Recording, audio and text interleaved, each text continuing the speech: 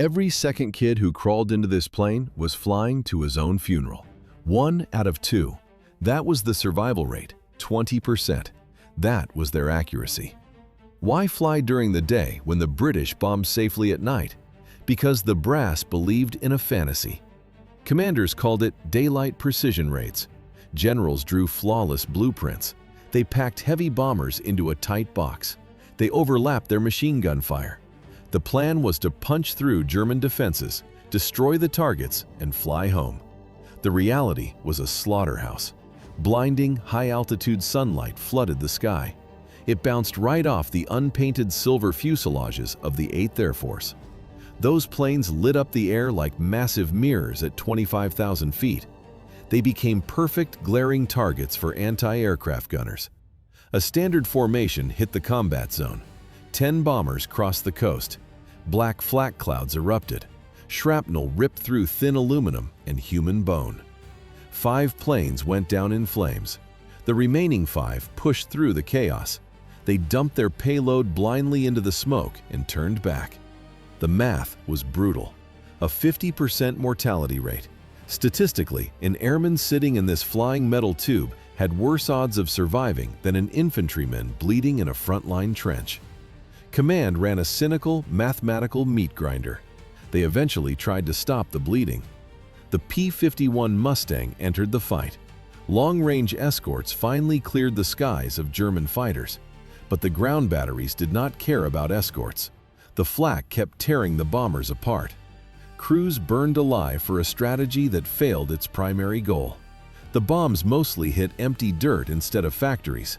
80%. To survive this daylight meat grinder, Allied commanders built what they considered an invulnerable weapon, the B-17G. It bristled with 13 50 caliber machine guns. Heavy steel barrels protruded from the nose, the tail, the belly, and the roof.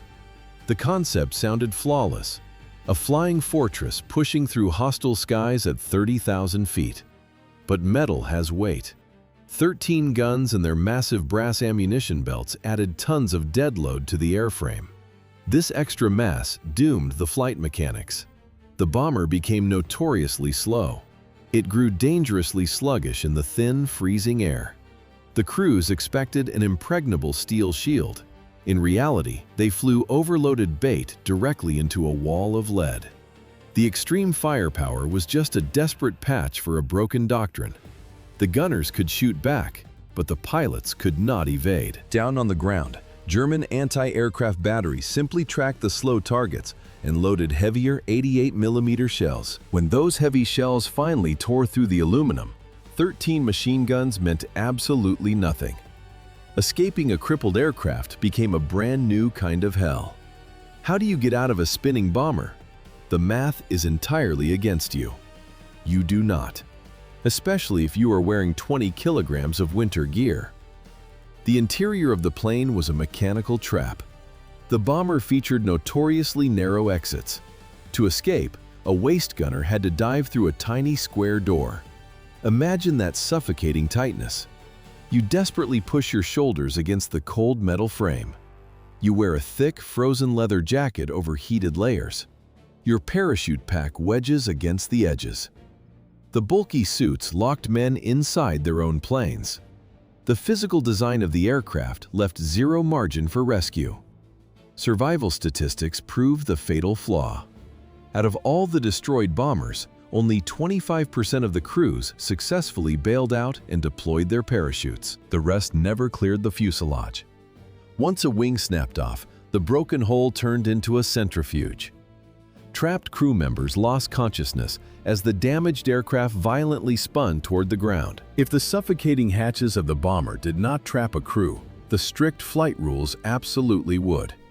Down below, the German anti-aircraft rings were waiting. They did not shoot blindly into the clouds.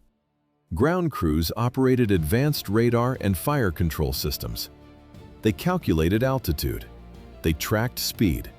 They knew exactly where the formation would be in 30 seconds. The Würzburg radar locked onto the lead plane. On the ground, 88 and 105 caliber guns elevated and fired. A single battery could pump 20-pound shells into the air at over 2,000 feet per second. The shells did not need a direct hit.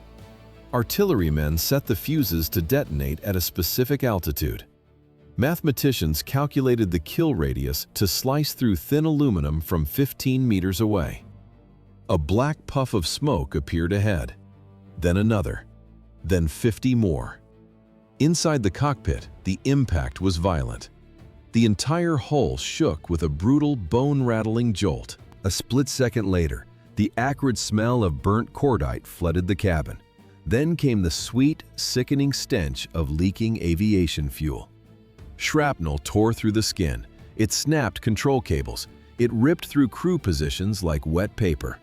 Outside the windshield, a hurricane of jagged steel and explosive shock waves ripped the sky apart. Yet inside the cockpit, the pilot had to keep the yoke dead still. Standard protocol gave them no choice. No weaving, no diving, no evasive action.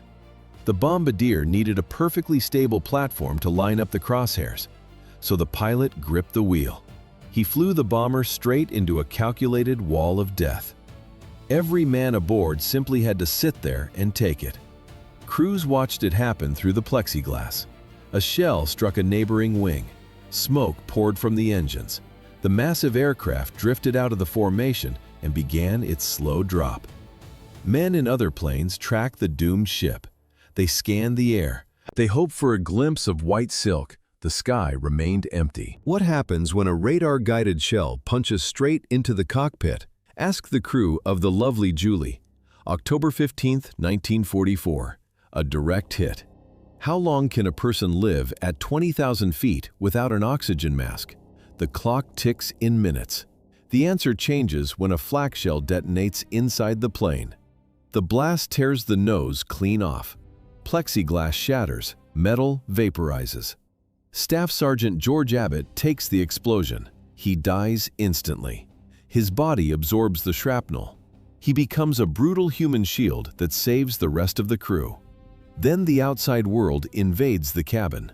An ice hurricane instantly blasts through the open hole. A deafening roar rips through the fuselage. First Lieutenant Lawrence Delancey sits fully exposed. 200 miles per hour, minus 40 degrees, 20,000 feet up. At that altitude, the math is unforgiving. No heat, no oxygen. Hypoxia and severe frostbite shut down a human body in 3 to 5 minutes. The brutal wind freezes the pilot's face. Delancey stares into a frozen void.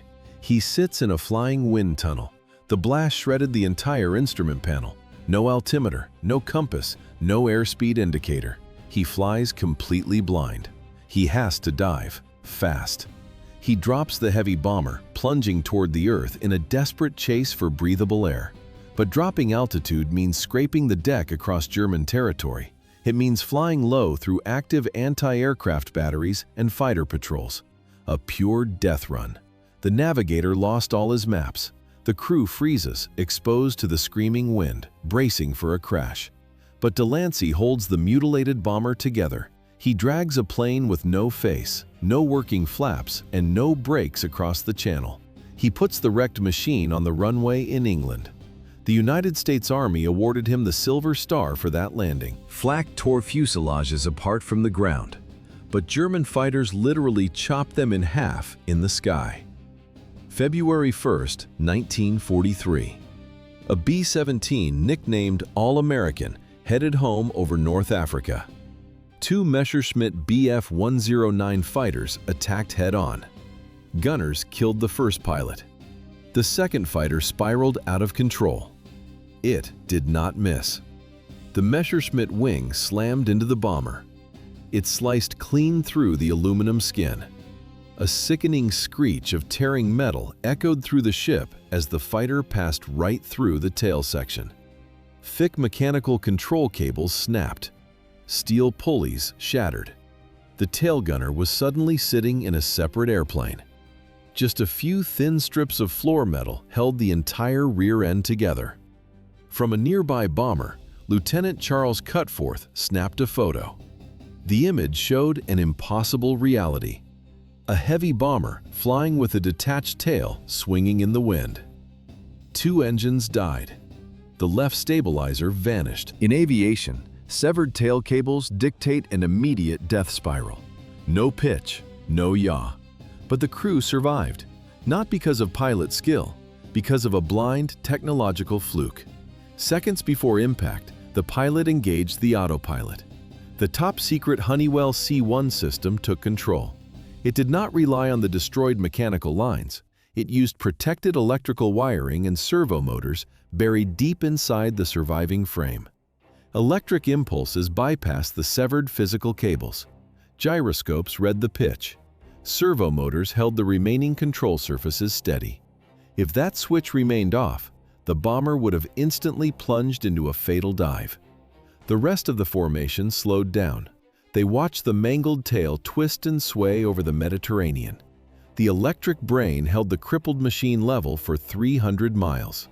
The crew put the wreck on the dirt runway without a single injury. Mechanics patched the severed fuselage back together and sent the bomber straight back into active combat. Sometimes at 20,000 feet, the tail didn't just hang by a thread, it snapped off completely. November 1943. Eugene Moran sat in the back of a heavy bomber over Bremen. Fighters swarmed the formation. Flak ripped through the fuselage. Shrapnel shredded Moran's arms and chewed his parachute to pieces. Then a direct hit severed the entire tail section. How do you survive a 4-mile fall in a metal box? You hit pine trees. Moran plunged toward the earth from 20,000 feet. He sat trapped inside a tumbling metal coffin. But physics intervened. A severed tail section has terrible aerodynamics. Instead of dropping straight down, the jagged structure tumbles wildly and catches the freezing air. This chaotic drag drastically reduces terminal velocity compared to a free-falling human body. The wreckage acted like a giant broken parachute. Moran relaxed and waited for the end. But the mangled tail smashed into a dense forest. Tall pine trees absorbed the kinetic energy. The thick branches cushioned the final blow. German soldiers arrived expecting a corpse. They found Moran breathing. The impact crushed his skull, but a captive Serbian doctor pieced him back together with minimal supplies. Moran survived 18 months in a prison camp. It was not an isolated miracle. Fast forward to January 1944. James Ley faced the exact same nightmare. His bomber collided with a friendly plane in thick clouds near Athens. The tail snapped off. Ley dropped 20,000 feet in the dark. He thought his crew fell right alongside him. The tumbling metal caught the air. The wreckage smashed into the timberline. Ley crawled out of the debris. He looked around. The rest of the bomber had vanished. He stood completely alone on the freezing mountain. Greek Orthodox monks saved him. Eugene Moran had a shredded metal tail to slow his descent. Alan McGee had absolutely nothing. He dropped 20,000 feet through empty space. The 3rd of January, 1943. The target was Saint Nazaire. McGee sat sealed inside the cramped ball turret when flak shredded the bomber. He scrambled up into the fuselage to grab his parachute. Shrapnel had already destroyed it. Then a second explosion tore the aircraft in half. The blast launched McGee directly into the freezing void. Oxygen vanished. He lost consciousness in seconds. Gravity took control. A human body falling from 4 miles up hits terminal velocity, 120 miles per hour. Hitting solid ground at that speed guarantees immediate death. The sudden stop turns bones to powder and ruptures every internal organ. But McGee did not hit the street. He struck the angled glass roof of the Saint Nazaire train station. Thick industrial panes cracked and exploded under his weight. A deafening shatter echoed across the concourse. The angled roof acted as a brutal sequential shock absorber.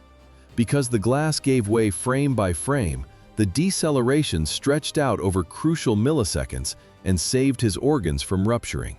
He punched through the canopy and crashed onto the stone floor.